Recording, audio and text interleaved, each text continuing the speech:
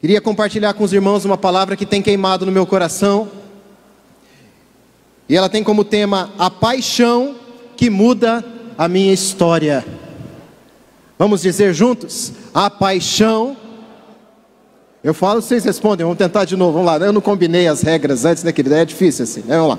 Assim, eu falo, você repete. Amém? Vamos lá, assim, ó. 1, 2, 3. A paixão que muda a minha história. Vai falar assim, nossa, o pastor está romântico hoje, né? Eu tenho motivos para estar romântico sempre com a mulher de Deus que Ele me abençoou, queridos. Se você não tem, querido, Deus vai prover. Eu já vejo isso acontecendo com tantos aqui. Acabei de ver meu filhão amado ali, que vai ser meu filhão para sempre, queridos. Vocês estão aí espalhados, eu vi outro tocando aqui, meu coração já se alegrou. Eu louvo a Deus pela vida de vocês, queridos. São flechas que foram lançadas. E Deus proveu, não foi, filho? Aleluia!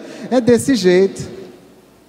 Mas a paixão que eu quero falar nessa noite é uma paixão sobrenatural pelo nosso Deus, querido. Talvez muitas paixões podem transformar a sua vida, mas aquela que vai fazer toda a diferença naquilo que você vai experimentar ao longo da sua história, é uma paixão, um fogo queimando pelo nosso Deus. Essa é a paixão que muda, que transforma a sua história. E durante esses dias de quarentena em que a gente esteve ali ilhados, ali presos em casa, a gente começa a pensar como Deus Ele cuida de nós. Mas talvez você não estava próximo da gente a ponto de saber o que aconteceu. A gente pegou ali o Covid, a Dani e eu. Graças a Deus, os sintomas da Covid foi bem leve. Eu perdi o paladar, perdi o olfato. Querido, você não sabe o que é perder o paladar. Misericórdia, né? É tão gostoso, né? Você está aí comendo e sentindo ali o sabor daquilo que você está se alimentando. É triste, é cruel. Graças a Deus já voltou. Mas a minha esposa amada não foi tão leve assim.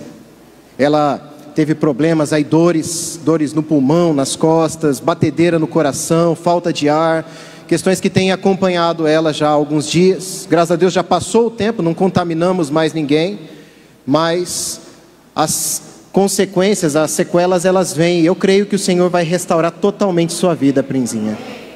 Eu creio nisso. Mas enquanto eu via ela ali deitada naquela cama, algo veio queimar no meu coração e dizia assim: por que às vezes a gente tem consciência, a gente sabe daquilo que pode realizar, do potencial que tem nas nossas vidas, e a gente vai adiando as coisas? Depois eu faço, amanhã a gente faz. Mas nós esquecemos que a nossa vida, a nossa existência, ela é muito curta. E nós temos a mania de empurrar as coisas com a barriga, algumas coisas que a gente sabe que deve fazer, e nós não fazemos. Parece que, por mais que eu saiba que eu tenha que fazer determinada coisa, agir de determinada forma, mas algo demoníaco vem e fala assim: depois você faz, isso deixa para amanhã, amanhã acontece, amanhã vai acontecer. Eu ando bastante na estrada, vocês sabem, né? E todo mundo aqui sabe que as rodovias, elas têm limites de velocidade. Mas é incrível como, principalmente agora que tiraram, muito obrigado, filho, Deus abençoe. Aleluia. Mas é incrível como, se você tivesse uma câmera e filmasse ali, você tivesse um radar, você ia perceber que muitas pessoas, elas passam acima do limite de velocidade. Por mais que elas saibam que existe um limite, 100 por hora, 80 por hora, 60 por hora, você vai ver que muitas pessoas, elas passam acima, elas escolhem fazer algo diferente do que se espera. Por que isso acontece? Por que será que na nossa vida, às vezes, as nossas atitudes, por mais que a gente saiba que tem que fazer algo, a gente faz algo diferente? Nós temos escolhas que talvez não refletem o melhor, como alguém que está ali numa partida de xadrez, ele movimenta uma peça, que talvez ele só vê o próximo lance, ele não pensa daqui 5 jogadas, o que vai acontecer. E quantas vezes nós sabemos que se nós queremos algo maior, nós temos que ter determinadas atitudes. E a gente escolhe agir diferente. Por quê, querido? Por que a gente age assim? Tantas áreas da nossa vida é desse jeito. Eu no trabalho, eu quero crescer ali no meu trabalho. Mas aí eu sei o que eu preciso fazer para crescer no meu trabalho. Pastor, o que eu tenho que fazer? Trabalhar. Essa é a chave, filho. Se dedicar, aprender cada vez mais daquilo que você trabalha e se dedicar a ser o melhor ali naquele lugar. Mas dá muito trabalho. Mas é o que tem que fazer. Eu quero ser um bom pai, quero ser uma boa mãe. Então o que você faz? Se dedicar, trabalhar, se esforçar. Muito suor para agradar o esposo, agradar a esposa, para educar os filhos. E como é difícil educar os filhos, depois de ficar 20 dias em casa, quantas vezes eu tive que corrigir essas meninas. Eu sei que elas são anjos do Senhor, mas às vezes a gente precisa corrigir. Isso é difícil, dá trabalho, é mais fácil deixar fazer o que quiser. Aleluia, pula mesmo, faz. Não pode. Como é difícil ser um bom pai, uma boa mãe. Tem que saber falar o não. E tem que saber brincar também, bagunçar às vezes. Mas eu estou cansado, pastor. Mas vai brincar de esconde-esconde, vai fazer algo. Eu sei que isso seria o melhor, mas eu não faço. Por que assim? Sabe, isso acontece porque não tem paixão. Porque se você tem paixão, tudo é mais fácil, tudo é mais simples. O problema é, e talvez esse seja o ponto central da mensagem de hoje, onde está o nosso coração? Onde está o nosso coração? O que faz o nosso coração bater mais rápido? O que faz a gente, suar frio, falar, eu quero isso, eu estou lutando por isso aqui eu não posso perder? O que é aquilo que você luta com todas as forças para alcançar, ou luta com todas as forças para não perder? Em Provérbios capítulo 8, verso 35, nós temos a base do nosso ano profético. Nós estamos no ano profético do favor de Deus. E em Provérbios capítulo 8, verso 35,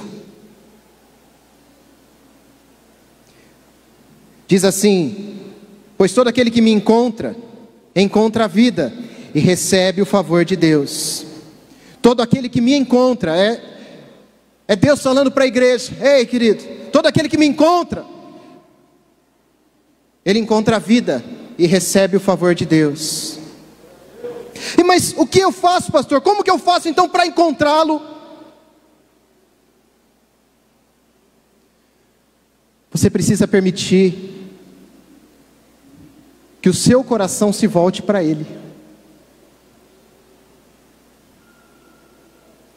Eu lembro que quando eu era criança, e talvez você também já viu isso, tinha alguns desenhos antigos, que quando tinha alguma referência a um pirata, e aí tinha ali um mapa do tesouro, eles usavam muito uma expressão que dizia assim, o X marca o local.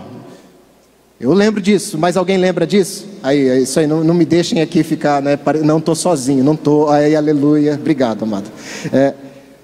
O X marca o lugar. Talvez você pense assim, mas pastor, onde está o meu coração? Você pergunta para mim, mas eu também não sei onde está o meu coração. E é interessante que Jesus, ele nos ensina. Diferente de um mapa, de um tesouro, que você tem que procurar lá em alguns desenhos, às vezes o cidadão chegava lá guiado pelo mapa, tinha um X no chão, assim, ele cavava e desenterrava um tesouro ali. Mas o jeito de Jesus é um pouco diferente. Ele vai nos dizer, lá em Mateus capítulo 6, verso 21, ele vai dar uma fórmula diferente. Ao invés de dizer, o X marca o lugar, Mateus 6,21 diz assim: pois onde estiver o seu tesouro, aí também estará o seu coração. Então Jesus não vai dizer assim, o X marca o lugar do tesouro. Ele vai falar assim: é ao contrário. Onde está o seu tesouro, é aí que está o seu coração. E tesouro aqui, querido, não é um baú com moedas de ouro, com pedras preciosas, talvez como lá atrás a gente tinha essa referência ao tesouro. Tesouro é aquilo que atrai a sua atenção, que tira de você a sua força, seu vigor. Você se dedica para aquilo, você se esforça para aquilo, ou porque você quer alcançar aquilo, ou porque você já tem e você não quer perder. Isso é o seu tesouro. Então todas as coisas pelas quais você corre, você se esforça, você se dedica, isso é o seu tesouro. E todas as coisas que você tem e você guarda com todas as forças que você tem, com medo de perder, isso também é o seu tesouro. Então eu vou dizer que talvez para alguns têm uma paixão aí por carros. E aí, como alguém tem paixão por carro, ele vai saber tudo de carro. Ele vai falar qual era a potência do motor daquela linha, daquela marca naquele ano. Ele vai saber detalhes da carroceria, do peso, quanto comporta dentro do porta-malas. Ele vai saber detalhes, quantas libras tem que ter no pneu para que ele seja bem calibrado. Ele conhece os detalhes, porque ele tem paixão pelos carros. Não, mas talvez a paixão seja por filmes, e aí ele conhece todos os filmes, os atores famosos, quem já ganhou o Oscar, quem não ganhou. Ele sabe em que lugar no cinema ele senta para poder estrategicamente assistir melhor o filme. Ele sabe os lançamentos que estão lá nos streamings da vida aí, no Netflix, no Disney Plus, ele sabe porque ele acompanha, ele está ali, ele sabe a série do momento, o que chama a atenção, porque ele tem paixão por isso. Talvez a paixão seja tantas outras, pode ser o futebol, pode ser uma pessoa. Pessoa é interessante. Falei na sexta-feira, eu vou repetir aqui. O paizão, sempre que ele vai falar, paizão aqui, nosso amado pastor Devanir, vai falar sobre paixão, ele fala assim: eu ficava até a tarde lá na frente do pensionato lá, né? Porque eu queria ficar perto da mama, perto da pastora, né? Às vezes eu perdi o ônibus, eu andava uma distância enorme a pé, de noite, correndo risco, só para poder ficar lá perto dela. E aí eu falei, mas isso também aconteceu comigo. Todos os dias eu viajava para Oswaldo Cruz e voltava, e chegava sexta-feira. E aí o que acontecia na sexta-feira, pastor? Sexta-feira, à noite, eu voltava de Oswaldo Cruz do serviço, e eu voltava depois de volta para Oswaldo Cruz para ver a minha amada. No mesmo dia eu voltava, ia de novo, para poder ver ela. Semana inteira, vai chegar sexta-feira, eu vou poder ver ela, porque ela morava em Adamantina. E aí eu voltava e no sábado ia de novo. Alguém vai falar assim: é que o amor faz a gente ficar meio bobo, né? Não, querido. Quando você ama, quando o seu coração está ali, não tem peso, não dá trabalho, porque você gosta daquilo, é algo que chama a sua atenção, que atrai a sua atenção, e aí você não se importa que vai ter que andar de carro, gastar gasolina, quanto tempo você vai ficar na frente da TV assistindo, quanto tempo você vai perder pesquisando sobre carro, porque a sua paixão está ali. Mas o problema, queridos, é que as nossas paixões durante essa pandemia, aquilo que tem chamado a nossa atenção, tantas coisas têm roubado a nossa atenção, o nosso foco. Talvez para fugir do tédio de ficar ali parado, sem poder sair, sem poder fazer algo no externo, a gente tem se voltado para questões muito nossas, muito eu gosto, eu não gosto, isso vai me dar trabalho, isso não vai me dar. E cada vez menos o nosso foco, a nossa paixão está no Senhor, em servir ao Senhor, em trabalhar para o Senhor, em fazer aquilo que impacta o coletivo, não só o eu mesmo. Meu coração, pastor, isso não é verdade, eu amo o Senhor, eu amo a Deus, eu posso dizer que eu amo a Jesus, mas se eu não tenho interesse em conhecer mais de Jesus, buscar a face de Jesus em oração, servir na sua obra, cuidando de vidas, liderando uma célula, trabalhando no ministério, varrendo o chão, tirando o mato da frente da igreja, seja lá o que for. Eu posso dizer o que eu quiser, mas a verdade é que são palavras. São palavras. Eu amo a Jesus, mas o meu coração não está em Jesus. E aí Jesus continua dizendo para você: você quer descobrir onde está o seu coração? Onde está o seu tesouro? O que na sua vida, se você tirar, perde a graça de tudo. As coisas já não fazem mais sentido. Queria convidar você a fechar os seus olhos agora, e a gente vai usar o mapa de Deus para descobrir onde está o nosso coração.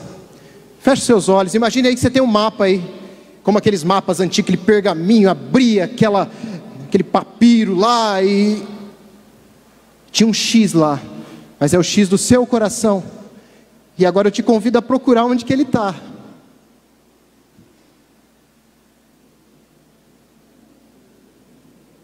Talvez o tesouro que está direcionando o seu coração, o tesouro que é o GPS do seu coração, é uma coisa boa, é uma coisa jóia, mas que tem tirado de você a oportunidade de viver o excepcional de Deus para você. Tem roubado seu vigor, roubado sua força, roubado sua intensidade, porque você está ocupado demais. Onde está o seu coração? Onde está o seu coração?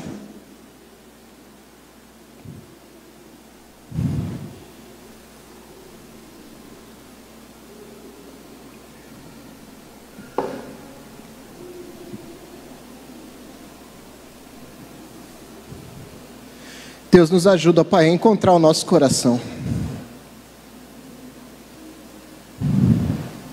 Nós queremos a intensidade do Senhor, ó Pai. Nós queremos o Senhor em nossas vidas de verdade, Pai. Fala ao nosso coração nessa noite. Pode abrir o seu olho, querido, os seus olhos. Porque em Hebreus 3, versos 12 a 14, há algo interessante sobre o coração.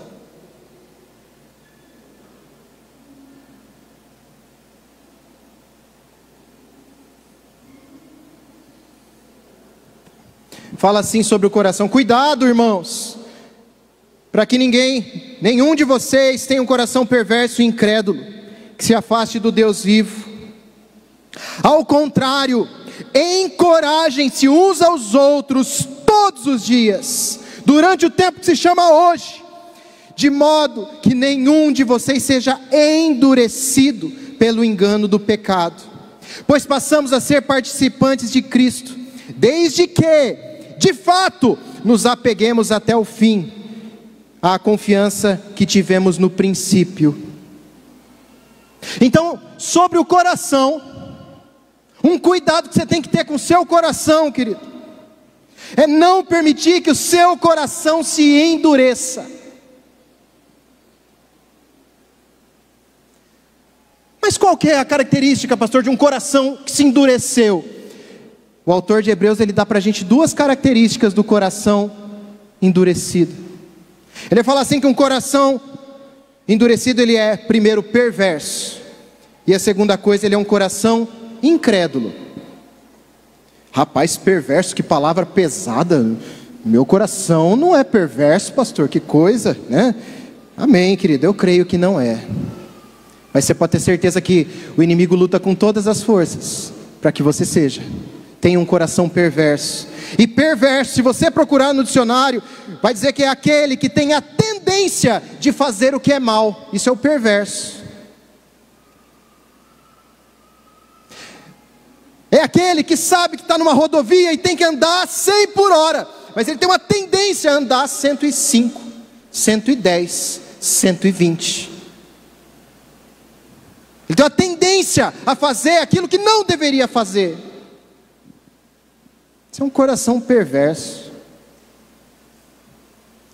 Mas o autor de Hebreus não fala só sobre a perversidade, ele vai falar também sobre a incredulidade. E aí o coração que está duro, que endureceu, que petrificou, ele é um coração que não crê mais. Ele já não acredita mais. Ah, Deus é bom, aleluia, mas meu problema ele não resolve. Nunca resolveu. Cadê Deus? Ah, não vou nem na igreja hoje, estou desanimado, vou ficar aqui em casa. Eu vou ligar aqui, vou assistir online. Aí ele faz tudo, menos prestar atenção no que está acontecendo online. Tudo é motivo, aquele pop-up do WhatsApp lá, das 50 conversas que ele tem lá, cada vez que alguma coisa pipoca ali, ele já tira da pregação, da ministração, do culto, e a atenção dele já ficou em outro lugar, porque é incrédulo, o coração já está endurecido, já ficou longe.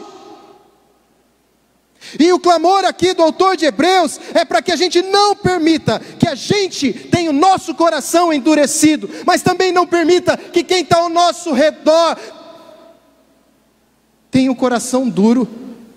Ele vai falar assim, ao contrário, encoraje-se uns aos outros todos os dias. Quando, pastor? Daqui uma semana? Não, durante o tempo que se chama hoje. É agora que você tem que trabalhar, tem que se incentivar um ao outro, para que o coração não endureça.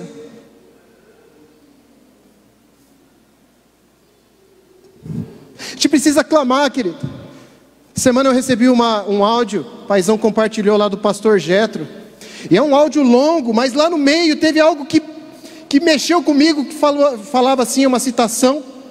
Vai falar sobre o sacerdote que tinha que chorar a entrada do templo.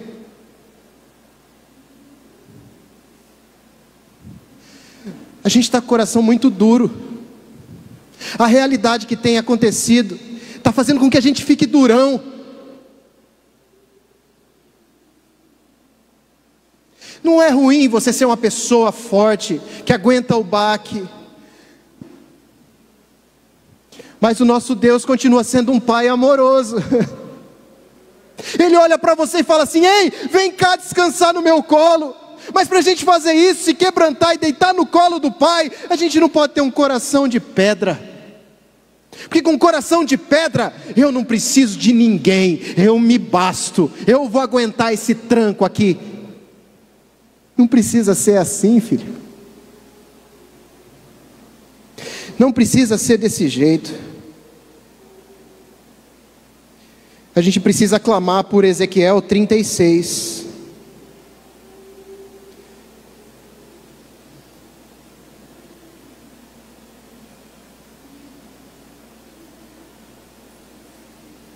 Versos 25 a 27. Deus, falando ao povo, fala assim, eu aspergirei água pura sobre vocês e vocês ficarão puros. Eu os purificarei de todas as suas impurezas, de todos os seus ídolos. Darei a vocês um coração novo, porém um espírito novo em vocês. Tirarei de vocês o coração de pedra e em troca darei um coração de carne. Porém meu espírito em vocês, e os levarei a agir segundo os meus decretos, obedecer fielmente às minhas leis. Nós precisamos clamar. Eu não sinto isso não, o pessoal chora, eu vejo alguns chorando, isso aí é... Ei, querida, clama. Fala assim, pai, eu também quero sentir isso que esse povo chorão aí sente. Pastor Cris, ele começa a pregar lá na frente, ele começa a chorar, rapaz, uma choradeira lá, misericórdia. Mas nem sempre foi assim.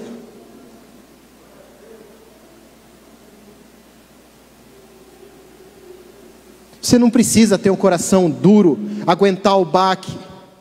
Você tem um pai que te ama e está aqui com os braços abertos para você, dizendo assim, vem descansar, filho. Mas para isso, querido, seu coração tem que voltar para Ele, tem que pulsar por Ele.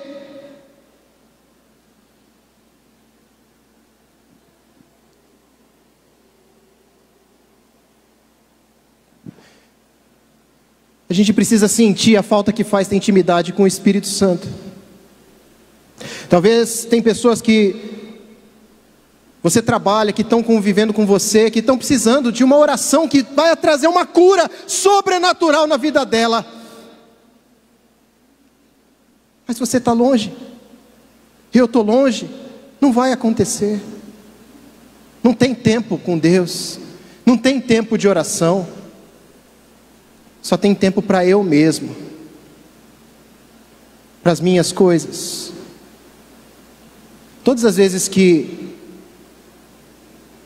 alguém ultrapassa o limite de velocidade, na verdade o que ele está dizendo não é assim, eu sou uma pessoa que é um desregrado, né? Não, ele está dizendo assim, eu tenho algo mais importante do que esse limite de velocidade. Eu entendo que aquilo que eu estou buscando vale mais do que respeitar essa regra. E aí ele vai pensar assim, até que ele recebe uma multa em casa, e que seja multa, não seja um acidente. Mas o fato é, a escolha, o coração está dizendo para ele, olha, foge disso, vive isso aqui que é melhor. E Deus está dizendo para você, ei, quebra o seu coração, volta para mim, volta a chorar comigo, volta a olhar para os outros. Ei, querido, sem o coração de carne, com o coração de pedra, eu não lidero célula, é cansativo. Agora com um coração de carne, que olha as pessoas da minha célula, fala assim, eu vou orar por eles, vamos chorar junto aqui, vamos clamar ao Senhor junto, o Senhor vai cuidar de nós. Aí eu continuo para sempre líder de célula, porque o meu coração está ali, entendeu? Agora se não está, é só mais um compromisso, mais uma obrigação, não quero mais isso. Quebra o coração, filho.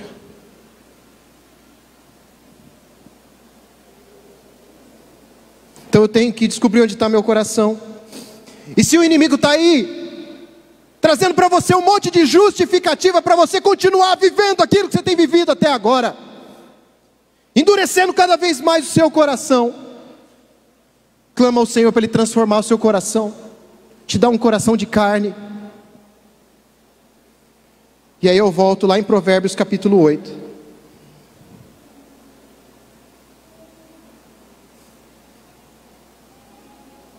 Não sei se você já teve o cuidado de pegar esse texto base nosso do ano do favor de Deus e ler ele. Eu vou ler do 32 em diante, Provérbios 8, a partir do verso 32. Diz assim, ó: ouçam-me agora, meus filhos, como são felizes aqueles que guardam os meus caminhos. Ouçam a minha instrução e vocês serão sábios, não a desprezem. Como é feliz o homem que me ouve, vigiando diariamente a minha porta, esperando junto às portas da minha casa. Ei, onde você está procurando a solução para o que você está enfrentando? Você vai encontrar ela às portas, na presença do Senhor, é ali que você vai encontrar. Não é por um passe de mágica, não é por uma solução, um jeitinho financeiro, é às portas do Senhor, é aos pés do Senhor que você vai encontrar a resposta. E por que, pastor, eu deveria ficar esperando aos pés do Senhor? E por que, pastor, eu deveria achar um outro caminho que não seja o meu jeitinho financeiro? Porque o verso 35 diz assim, porque aquele que me encontra, ele encontra a vida e recebe o favor do Senhor. Aquele que me encontra, encontra a vida. E a verdade é que nós estamos em um mundo, no meio da quarentena, da pandemia e do Covid, em que tem um monte de morto-vivo andando por aí. Pessoas que estão vivendo, mas não estão vivendo. Não há alegria. Mas o Senhor ainda continua prometendo que aquele que crê nele, rios de água viva fluirão. Então eu clamo para que o Senhor faça com que os rios de água viva fluam através de nós. Mas só vai fluir rio de água viva daquele que tem um encontro com aquele que é a fonte de água viva. Ele diz ali, aquele que me encontra, encontra a vida. Você quer uma razão para viver, filho? Volte o seu coração, alinha ele com a cruz do Senhor.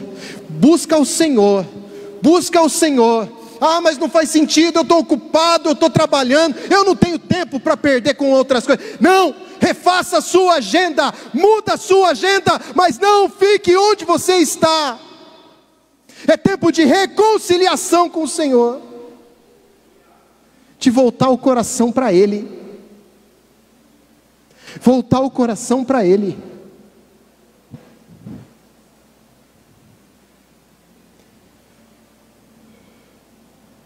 E Ele fala: todo aquele que me encontra, encontra a vida. Vida transbordante, filho. Não é vida depressiva, eu estou sofrendo demais, as coisas são difíceis. Não é, eu sei em quem tenho crido. Estou bem certo que Ele é poderoso para guardar, para fazer, para completar, para ir além. Eu não sou guiado pelo que os meus olhos veem, mas eu sei no Deus que eu creio.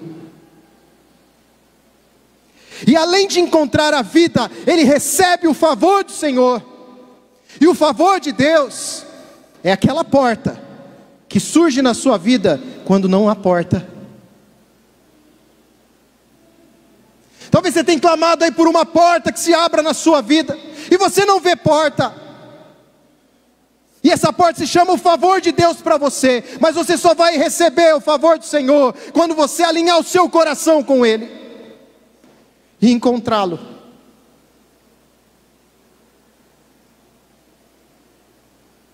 Alguns ministérios de nossa igreja, talvez você já tenha visto aí nas nossas redes sociais, tem convocado, falar assim: olha, aquele que deseja ajudar em determinada área, mande seu nome para nós, converse conosco, vamos trabalhar para o Senhor. E eu tenho visto respostas que têm me entristecido profundamente. Eu não, pastor, eu estou ocupado demais. Quando eu falo não, e esses dias eu vi algo que era impensável, que era pessoas falando não por outras que não foram nem perguntadas, né? Não, ele também, não adianta nem perguntar, porque ele também vai falar não. Está amarrado isso em nome de Jesus. Eu creio naquele povo que se dispõe ao trabalho, aquele povo do Senhor sobrenatural, que vê o agir de Deus e fala assim: eis-me aqui, envia-me a mim, eu quero estar nisso, porque o meu coração está aí.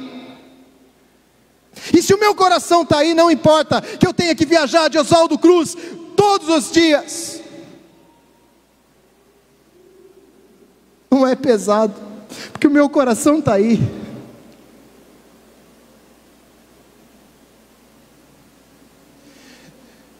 Alinhe o seu coração, porque o verso 36 fala assim: mas aquele que de mim se afasta, a si mesmo se agride. Todos que me odeiam, eles amam a morte. Talvez na sua vida você só tenha encontrado morte, é tudo dando errado, é a porta que não abre, é as coisas que não acontecem, é porque o seu coração não está alinhado àquilo que deveria estar. E essa é uma noite de alinhamento de coração, filho. Essa é uma noite para você dizer assim: eu quero voltar, Pai. Quero me apaixonar pelo Senhor de novo, Pai. Eu quero dizer assim: ei Deus, usa a minha vida, eis-me aqui.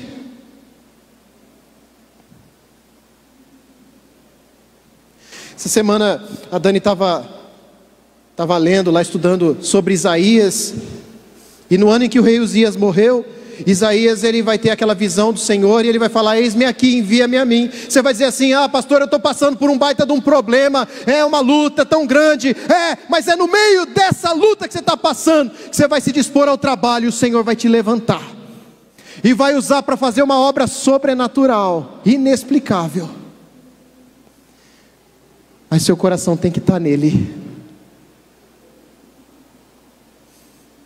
Clama a mim, querido, clama ao Senhor. Como eu devo agir para melhorar como um pai, como esposo, como empregado, como estudante, como um líder de célula, um líder de ministério, um pastor, seja lá que função você desempenha, querido. A verdade é que nós já sabemos o que precisamos fazer. Existe um sentimento de que isso não é tão urgente, posso fazer depois. Mas o grande problema é que deixar Jesus para depois, pode ser que não exista depois. Não exista. Não, depois, quando eu já não estiver mais ocupado, quando passar a quarentena, quando as coisas já estiverem no seu lugar. Talvez não haja depois. A obra do Senhor é urgente, é agora, é a sua vida que depende disso, é a vida dessa cidade que depende disso. É urgente, é urgente.